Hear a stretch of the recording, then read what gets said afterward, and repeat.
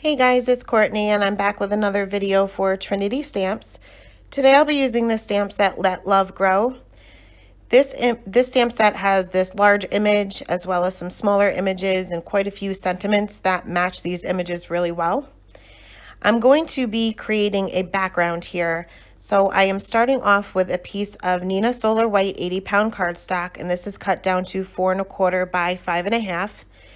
And when I create a background with stamped images, I like to start right there in the center and then work my way out from there. I did create a mask and I'm using Eclipse masking paper for this. And I started just by cutting out one, I guess being a little lazy, but I ended up having to bring in another one. It wasn't possible to just use one for this particular background. Each time I'm stamping my image, I'm kind of twisting it around and turning it upside down just to make sure that they don't all exactly look the same. And I am going directly off the paper as well. I want it to make it look like one solid image in the end. We will be trimming this panel down once our coloring is done, so your images will go off the paper anyway, but I just find this easier to make sure that I have all of those little images equally spread out throughout the card.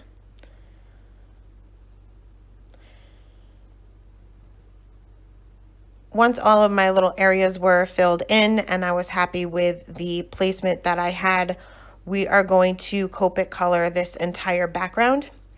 Now the coloring for this ended up taking me about 2.5 or 3 hours. I will not make you watch all of that. We'll kind of skip around and I'll just show you the color combinations that I used. For these little gems, I guess they are, I'm using my YG markers and I'm laying down my lightest color. Then I'll go in with my darkest color and just add some shading around each side. Blend that out with my mid-tone and then back to my lightest color. I find it easiest to start with one color family, like I'm coloring all these gems, and I'll color all of the gems throughout the entire panel, then move on to my next image. I won't show you all of that. I'm just showing you the color combinations here. Once I had all of my 3 colors down for these, I wasn't getting the contrast that I was looking for. So I ended up going in with a G marker as my darkest color rather than the YG, and then blended that out with the same mid-tone and same highlight color. I wanted these to kind of look shiny, and I just wasn't getting that from just the YG markers. So if you're not happy with your contrast, try adding a little bit of a darker color. I know darker colors can be a little scary, but it will make a huge difference in your coloring by adding that shadow color or that darker color.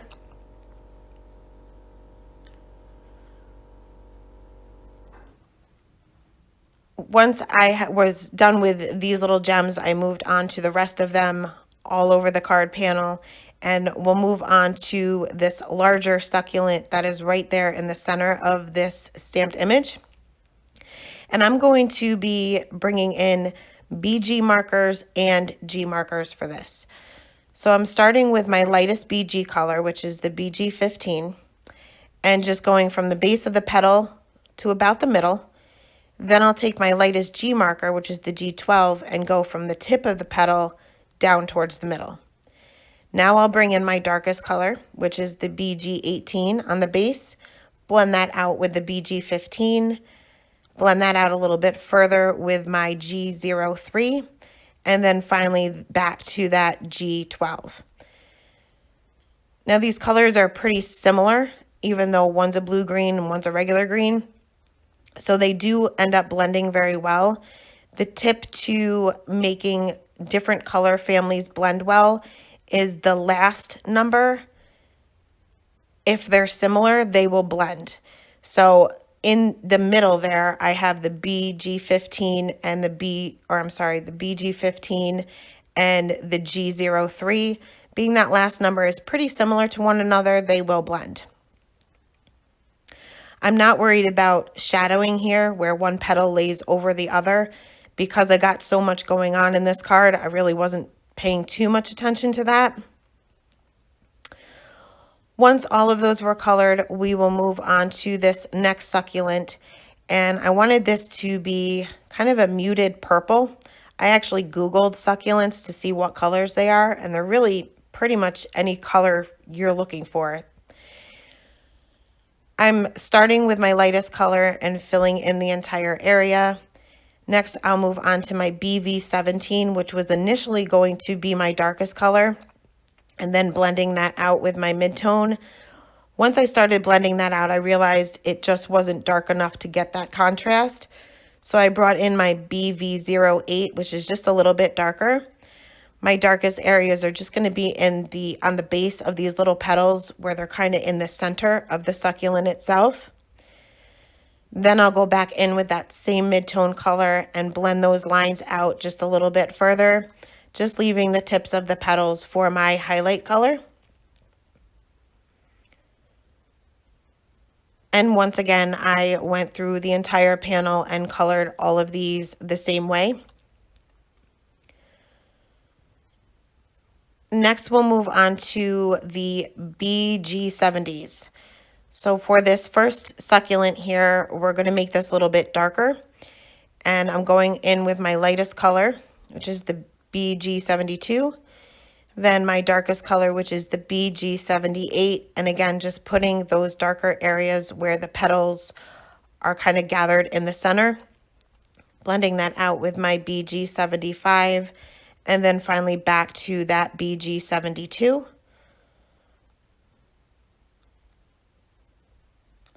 Once all of those were colored, I'm going to keep out those BG70 markers, except this time I'm going to bring in the BG70. And I'm going to skip the BG78. So I'm just kind of working my way down to make these a little bit lighter. The BG70 is super light.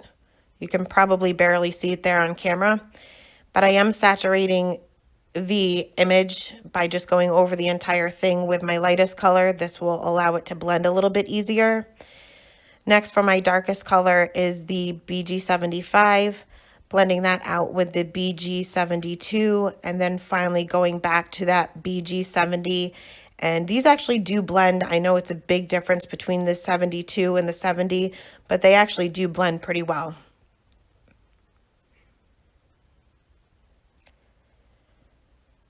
Next, for the next succulents, I'm bringing in my YG90s, and I'm covering the entire image with my lightest color once again. The only shadow that I'm adding here is directly in the center where it kind of bunches up on itself. Blending that out with my mid-tone and then back to my lightest color. For these little flowers that kind of come off this succulent, and I don't even know if these are flowers, but that's what we're making them. I'm just using two colors here, and I'm doing my shading the same way. The darkest color right there in the center where it gathers up together, and then blending that out with my R43. For these little berries, I guess they are, again, not 100% sure what these are. I love flowers. I love succulents. I know nothing about them. But I am coloring these in. There's little itty bitty tiny ones that I'm just basically tapping my marker down just a little bit to fill in those little tiny ones. And for the larger ones, I am going in and adding that highlight color just to give the larger ones just a little bit of dimension. And I guess the little stem maybe that comes off of that, I am just going in with my R43 and just coloring that in solid. Again, not worried about getting too much dimension there. Now you can see off to the side on some of the edges of my card panel, there's some images that I did not color, primarily because I didn't know what they were. So I'm just going to ignore those because we're going to be trimming down this panel anyway. So I did go ahead and take 1/4 of an inch off each side, and I just tried to take the sides that I didn't necessarily finish that coloring for. Any areas that there was just maybe a little bit showing that I didn't color, I'm just taking my YG93 and going through it. You're not even going to notice the difference. Next, I layered this down on a piece of black cardstock with my Tombow Mono multi-glue. For this sentiment, I just used a scrap piece of that same black cardstock that we used for the mat of that panel. And I'll be stamping this with my Versamark ink and white heat embossing it. I do go over my black cardstock with an anti-static tool, especially on darker cardstock, especially black. Any white embossing powder, any single little piece of white embossing powder will show up. So you want to make sure that you definitely use an anti-static tool before you do your embossing.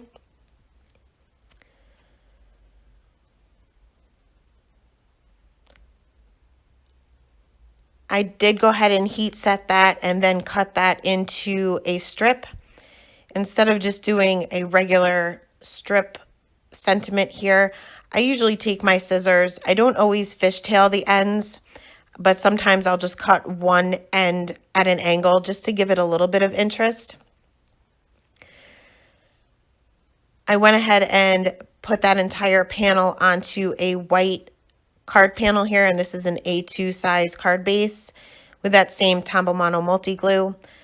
I'll take a piece of Scotch foam tape just for the back of that sentiment strip. And I actually cut the sentiment almost the same size as the Scotch foam tape, so that worked out well. Before I adhered that down, I did take my white gel pen just to add a little bit of reflection. And I did this randomly. I chose random petals from this larger succulent here. And I did add a reflection right there in the center of all these little gems. They weren't actually that noticeable because the YG markers are pretty light. Typically, the white gel pen is only going to show up when your coloring is fairly dark. But for the larger succulents there that I kind of just added a highlight to random petals, I had no rhyme or reason for this. I wasn't considering a light source or anything like that. I just wanted to give a little bit of added interest. I also took a Nuvo sparkle pen to go over those little gems. Now, before you add your sparkle pen, if you used a white gel pen, you want to make sure that that's completely dry first because it'll just spread that white ink around.